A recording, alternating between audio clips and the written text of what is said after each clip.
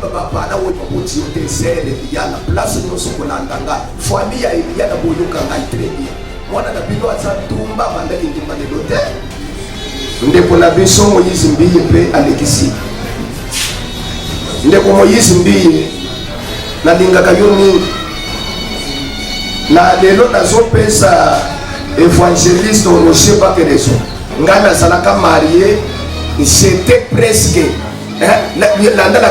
j'étais presque marié. C'est ça, il a dit que le bana peigné le gué. Na bande de nous sommes sur le bas, soit disant Kalambaï Kakandé Zamabe. Peigné le nande ko Yakalambaï Balingani Degani. Quand on a pas les réseaux papa ou Kanga Batoyi. Basset sur la fenêtre. Oyebisa yo boy. Moyibi antimakateke ngana zambi. Moyibi atabakangiye na biloko na moko. Oyebisa biloko na zui. So oyebisa ke moyibi ababa oyebisa biloko no na yibite. Maika kalaba ya koyesi akonje. Akonje mate.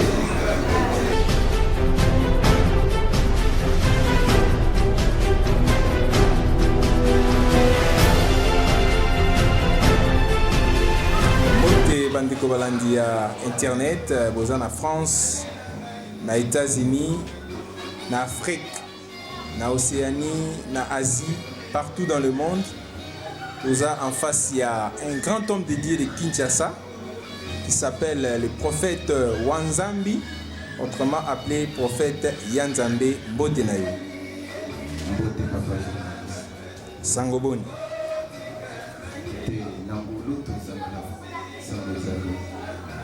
Prophète basala nzambe lelo ebele ba fingisi mosala na bino. Je crois que vous êtes au courant de l'actualité sur le Kamikolo. Bon. Ce qui n'a pas na comprendre la Colombie, basali ebele ba fingisi mosala na biso. Ce qui na zone l'actualité du Colombie. Bon. Na base des Obama et même dans les réseaux sociaux dans la vie actualité papa na motuna ozo loba basali bafiki si musala na biso oui wana peut-être bato kalibina mozambe nde bakofinga musala na biso mais eza musala nde esalaka ba acte te Motunde a posé comme acte. Olobi bien Motunde a posé comme acte. Oui. Tout le monde a acte na YouTube. Mosa Nzambe moko. Kobeta mwasi na ya comme ça mwasi ne logo la rideau ya chambre. To éviter libala comme box. Libala comme ring. Pour nani ba comportement boye Mosa Nzambe. Merci papa journaliste na banza que soki et mosali na nzambe abeti mwasi na ye na libala nyonso mobali akobeta mwasi na banzi na meki kokota na réseaux sociaux moke namoni bato ebele bazali kolobela likambo yango eza likambo ya kobonga te ndeko Kalambai azali andeworo ya mosala na nzambe na banzi aza motu na ndako na ye aza mobali kolandi nayebi te eza na moto moko oyo atikala kobeta mwasi na ye te soki azali aleka na media aloba mena tokoki koloba te ke selo motuka na yo toyebi te libala ekomi bokisa non libala eza bokisa te soki mwasi asali mpe bakopesa bénédiction okobeta mwasi mais na niveau ya kodekode te to kobeta lokola nyama te papa journaliste na banzi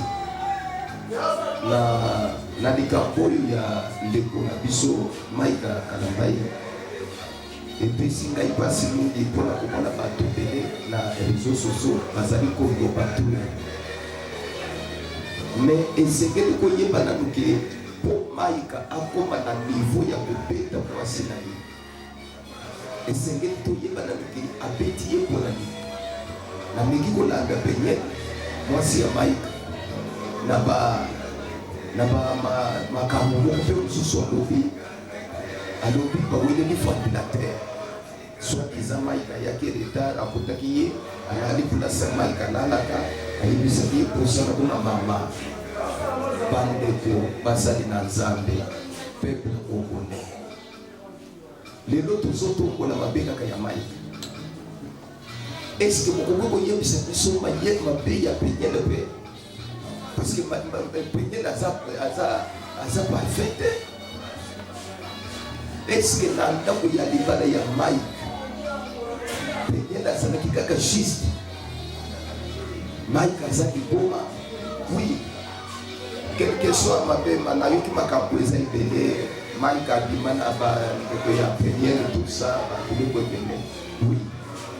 Est-ce que penye na kati ya ndako ya libala penye na sana iloko ya mabe sana kite penye na za juste mama penye mobado ya za mobado ya position bana bibane lelo lekina ba media posa kusaye soit isa maika za tumba maika za nganga maika za ko kana nyoso wana lele bobala na kina boboti mwana mokote oyeba kiteke maika za tumba. Vous voyez que tu maïka zanga. Non, peuple congolais. Mon conscient mboka yoka kaditoi moko te bande. Mon conscient mboka senga kayoka matoi bande. Mama Penyel oza déjà na bana ya na maïka kalambai. Lelo ata okoki koloba mabe ya kalambai ndengo zokoba. Yeba ke aza tata ya bana na yo. Nde conseil ya boko pesa yo. Tobo ite aza papa bana. Mais comportement ya mobali vraiment kobeta moi si na niveau na moi ça comme esclave hein, prophète. Merci papa journaliste na base soko côté na ba réseaux sociaux comme na ba mususu ba ke plilo ya ko ba ke ni bali ya baluka non ni bali ya baluka ba beta ka basi mabeno bona acte de komaika sali ya kobeta moi si na niveau moi si na zeli uzometa yebongo en tout cas waneza bizali ya papaye waneza dito par là si on comprend bien Mike Kalambaza païen. Bon oui ngai na koki ko loba oui parce que les deux soki to ko ko loba ka kwa Mike Kalambaza c'est Mike Kalambaza za païen na bibi nganda ndekoyo kachero yo nani kachero na biso munene oyo nani ndeko ejingwe ejingwa azolo ba makambo moko Mike Zapaye lelo soki ejingwa zuika na mbai na banye acheye na nzela mo c'est-à-dire les agrafes papa Mike Zapaye no bali nini oyo akoki kubima na ndeko ya mwasi na ye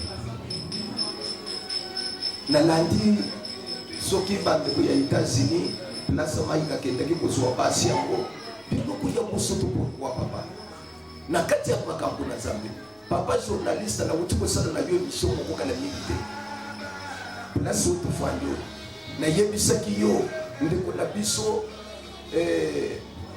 oya yebi nsembo kala temba kokanga bango misana na bango ko bima kolé et ça des semaines bango yeyi bakomi ko bima siko kolé na landi même banjimi ngai na yeba kiteke ndeko na biso afukola ki église na landi banjimi na yeba komi ko sali de yeba ba émission na ba chaîne ya YouTube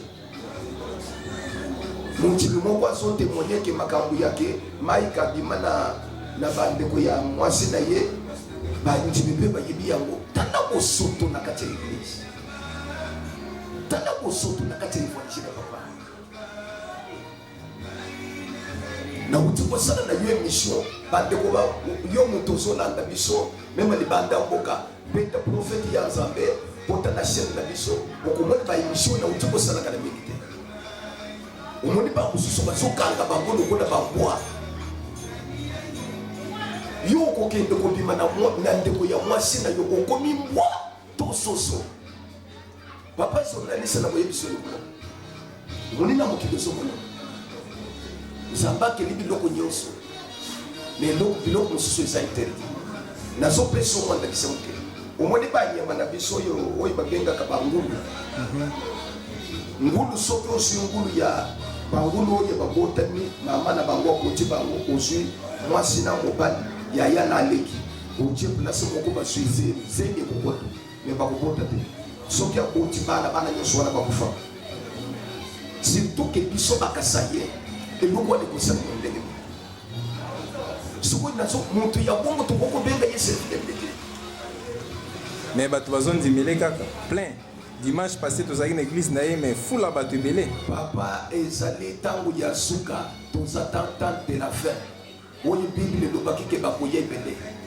bato nyonso oyo ozomona bazokende wana eza nzambe eza bakei makambo ya nzambe te. Ce qui est grave na réaction ya Mike Kalamba yoti kosala récemment asexcuse pété alobi ke eza nango kaka barumeur asengi na bamama badose likambo yango. Papa journaliste oza d'accord na réaction na ye nakoyebisa yo boye moyibi andimaka teke ngai naza moyibi moyibi atabakangi ye na biloko na moko akoyebisi binoke nazwi soki oyebisiki moyibi akoyebisi binoke no nayibi te Mike Kalamba yakoyesika akonjima te akonjima te. Mais pourquoi kaka mwasi mpe aponi kaka nzela mosusu te kaka nzela internet a exposé makambo mobali na ye? C'est ça conseil na uti kopesa mwasi quel que soit mabe ya ndeko Mike ozo découvrir déjà que mobali oyo aza ndumba ndenge nyonso azokalifie ye mais abasi mabuti quand même esengeli abatela ata bana po lobi bana na ye bakotundaka ye motuna mama yo na papa na biso kokabona mpona nini.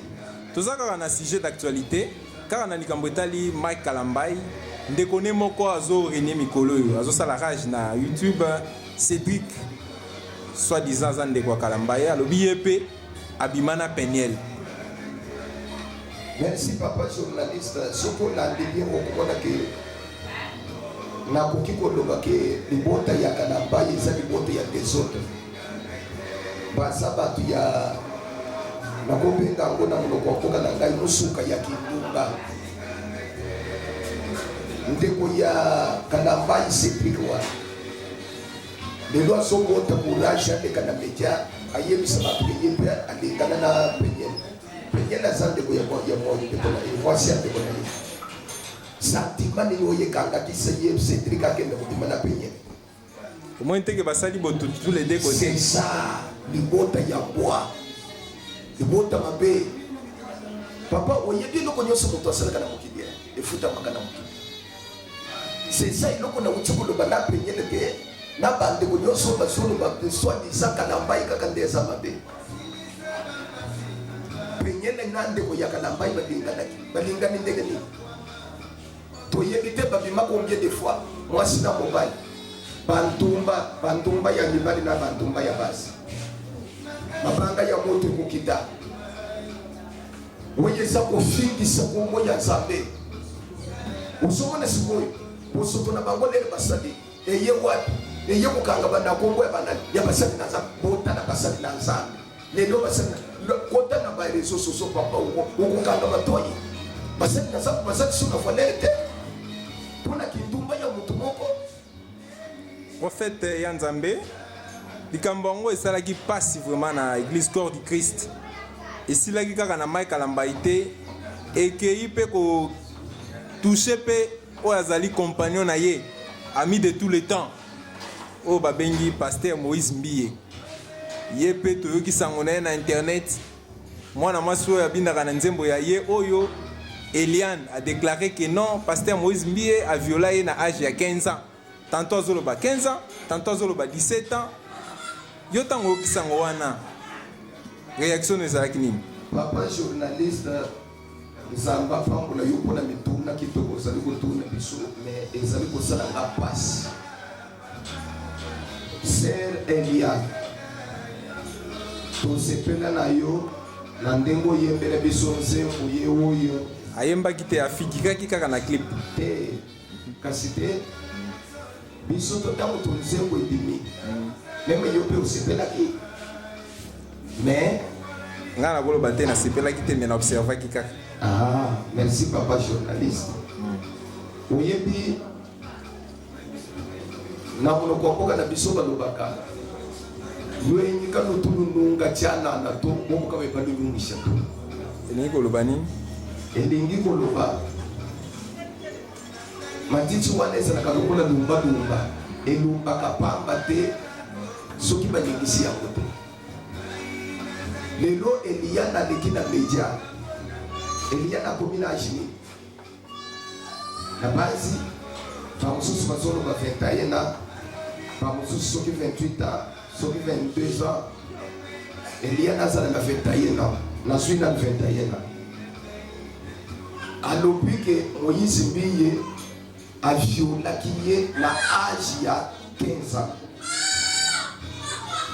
âge ya 15 ans baviole ye sikoyo eloko nazotuna ndeko Eliana depuis 15 ans Moïse Mbiye azoviole yo mpona nini olobaki te mpona nini oyebisi meme bapana oyo baboti yo te sere Eliana place nyonso kolandanga famille ya Eliana boyoka ngai très bien mwana na bino aza ntumba bandaki ntumba lelo te prophète na kati yo te kokata ngai te papa eza na biloko mosusu ya bato bazoya mpona kosali kombo ya basali na Nzambe esi ozolanda papa azolanda yo mwana mwasi oyo azoloba bien ke Moïse Mbiye aviole ye na age ya 15 ans mpona nini mwana mwasi oyo ayebisaki bapara na ye te alekaki na media te mpona nini non peut-être kozala mpe Moïse Mbiye abando calme na bambongo Moïse Mbiye soit ayebiseke non te nakotya oyo na clip koyebana tika bomba vérité papa tika nayebisa yo mwana mwasi aza mwana mwasi mabe oyo aza mwasi akobanda te nalandaki na image moko kaka ntango makambo oyo alobi makambo na ye ya bozobo oyo akei ko namoni video moko eza mobali moko azolakisa alliance oyo aza mwasi akobanda te aza mwasi mabe meme mobali oyo azolakisa alliance oyo bakosambwisa ye mokolo mosusu non mais aza mwasi malamu alobi bomba mabe adégage nano avant abalana de 15 ans lelo aza na age quel que soit âge aza nango mais quand même à dénoncer po mobali ne azala surpris te un jour na libala ke Moïse Mbiye aviolaka ye hypocrite aza hypocrite te prophète ya Nzambe aza clair omoni biloko oyo asali nakoki kozonga na maloba ya pasteur Moïse Mbiye moke soki olandi na émission ya pasteur Moïse Mbiye alobi eza na bapasteur ebele bapesaka bato bongo mpo baya kotante ye bakoyisa ye nakozonga place wana Eliana banda kozela kaka mokolo mobali akoya mpo aleka na bamedia sikoyo abanda kosambwisa Moïse Mbiye non aza mwana mwasi aza hypocrite ntumba ya mwasi mwana mwasi oyo mwana mwasi mabe 15 ans lelo aza na age nini aya koyebisa biso bato po aya koconvaincre bato na nini lelo soki azobenga Moïse Mbiye aza ntumba ye mpe ntumba mais ye quand même a dénoncé ki bundumba na ye papa a annoncé omoni eza na makambo mosusu ngai nakende liboso mpo nabima mwana malamu osobima mwana mabe na ntongo mais prophète bien que ozo qualifier Eliane Ndomba mais pasteur Moïse mpe azobala te mpo na nini dimanche passé olea te biso sango malamu ateyi biso te kaka kolobelaka vi na ye dimanche bandimi bakomi koya koyoka kaka vi na ye papa journaliste na banza ke ndeko na biso Moïse Mbiye mpe alekisi ndeko Moïse Mbiye nalingaka yo mingi na lelo nazopesa évangéliste Roger Bakereso ndeko Moïse Mbiye ozolandanga eloko nini ozozanga na vi na yo pobala nalandi mateyi ya ndeko Moïse Mbiye Moïse Mbiye alobi biloko moko esopi ye place nazalaki ezosala soni papa lelo biso basali na Nzambe tokotambola wana Moïse Mbiye atelemi liboso ya bandimi azoyebisa bango ke boyebi ke lelo nakoyebisa bino verité moko oyo natikala koyebisa bino te ngai nazalaka marié j'étais presque landa langage wana j'étais presque marié napesaki biloko ya libala napesaki tu etikalaki kaka nasala religieux et puis azobakisa lobi na bana ki mwasi oyo aza na problème na mutu te mwasi kitoko famille na ye baza na problème te papa Moïse Mbiya na kotuna yo mutu mwasi wana azalaka wapi mwasi wana gegeti et puis donc esalinga pas ses amis prophète yo ebite ke mwasi wana eza gege papa wana meza makambo na ye ya molili na bakeke na ye wana etali ye moko na bakeke na ye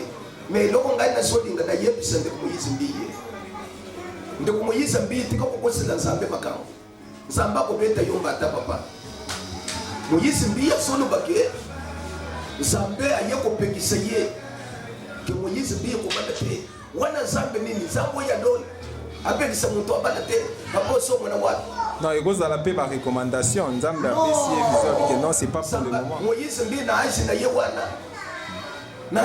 wana Nzambe apelisa ye abanda mais prophète est-ce que libala ekipaka âge moto pe akozala pe abali na 70 ans na 60 ans papa journaliste tika na ye biso yo un serviteur de Dieu pour kamba église ou kamba bana na Nzambe esengeli ozala marié pona nini tobalaka na landi ndeko Moïse Mbiya zolo bake bapasteur bapesaka bato mbongo mpo baya kodestabilize nga bana basi bakotela nga na biro papa pasteur nini lelo oyo akoki kofanda na Kinshasa yina kaka yo asi wa $5,000 apesa mwana mwasi wana ya kokweyisa yo nsima ya kokweyisa yo tope nsima ya kokweya na bino pasteur wana mozoni baze belé peut-être pas balingaka ete sikoyo papa lere yo pasteur Moïse Mbiya yo comprendre que bato bazoya mpo batatenga eloko nini esengeli osala olandi na pesi ndeko Roger Baka alobaka eloko moko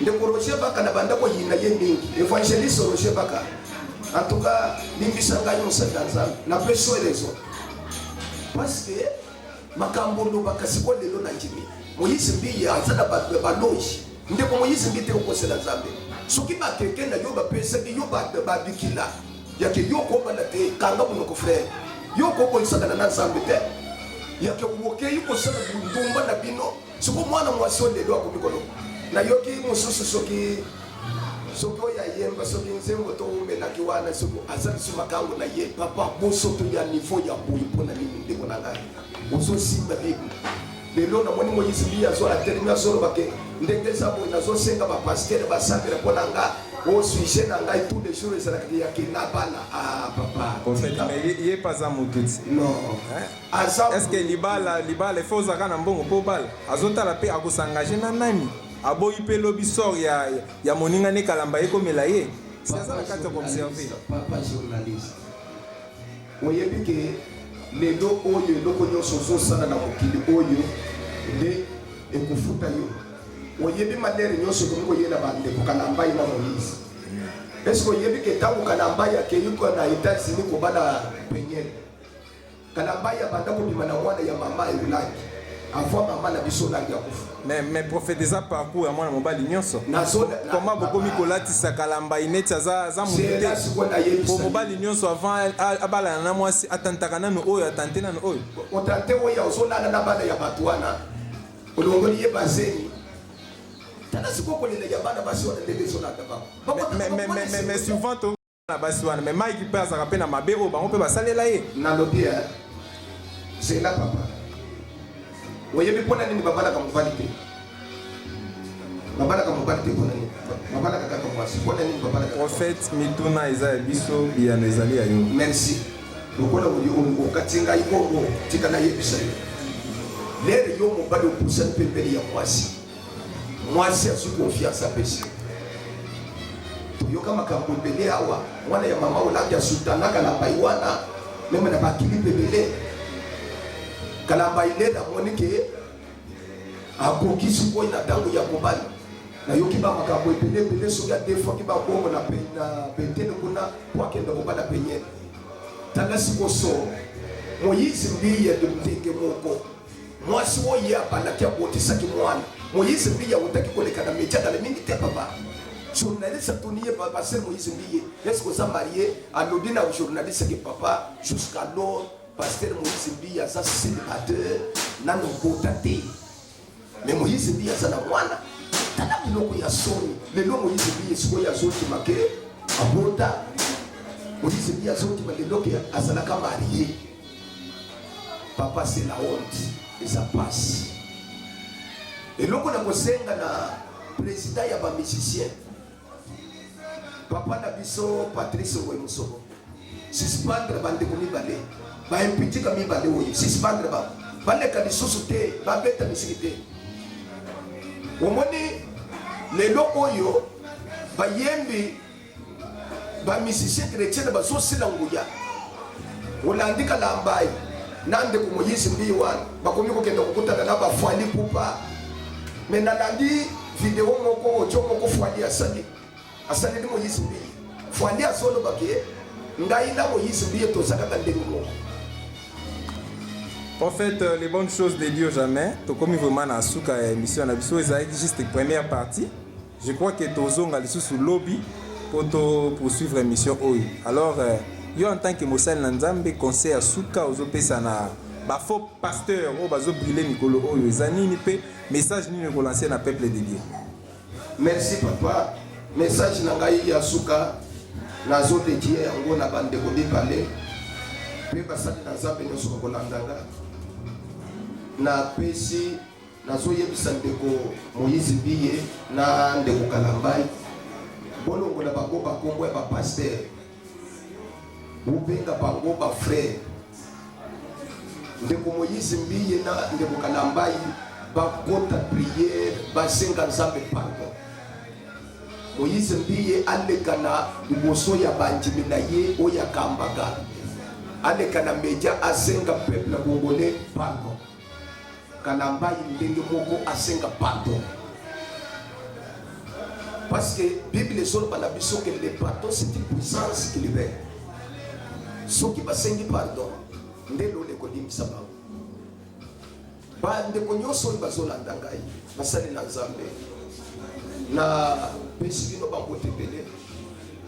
Vraiment les apas. Na kosenga kaka na ba kambi na biso. Bakambi boy bakamba kato batala ka basali na Nzambe. Pour organiser une réunion ya basali na Nzambe. Pour organiser une réunion ya basali na Nzambe. Wana na kosenga na mbala boko direct na papa na biso Évêque Pascal Mukuna na Amek na kosenga pe na Évêque na biso Soni Kafuta Rockman basaki sabato na bango. Bapesa ka bango tuli. Et ça sonne. Les deux églises de réveil sont aussi là. Pour la nini. Boyo kapilo ko yesa satana sana kacha kubimisa na kacha bato bazo benga masana Nzambe. Nani tokoki ko benga les dossiers de terre de Dieu. En tout cas, papa Évêque Pascal Mukuna na sengi na yo s'il vous plaît. Sangi sabato nyoso ya mek. En fait, Coco de Salson la deuxième émission parce que autant il y a Pascal pour na yépe a un problème. Alors moi pasteur comme politicien. Non, non. Papa pasteur a commis intoxiqué FCC. Non. Éviter mukuna azalaka cadre na cash tondengeni entre guillemets. Papa journaliste tikana yebiso nkumo. Évêque Pascal Mukuna za congolais. Naza congolais bien sûr. Tu es bien en tant que serviteur de Dieu et non politicien. Ce qui est un serviteur de Dieu et les gens serviteur de Dieu. Merci prophète Yann Zambé, to comme il faut na suka. Na ebi ke mission comme elengi. Et comme elengi, comme elengi. Chers internautes, vous moni bino ke mission comme elengi. Émission et comme elengi lobby to kozasko sujet à évêque Mukuna na o état politique. Est-ce que azan nzela malade? Peut pas nzela mabe. Prophète Yann Zambé lobby au éclairci biso pourquoi ça nzela malade. Merci papa. OK, bye chers internautes. Merci.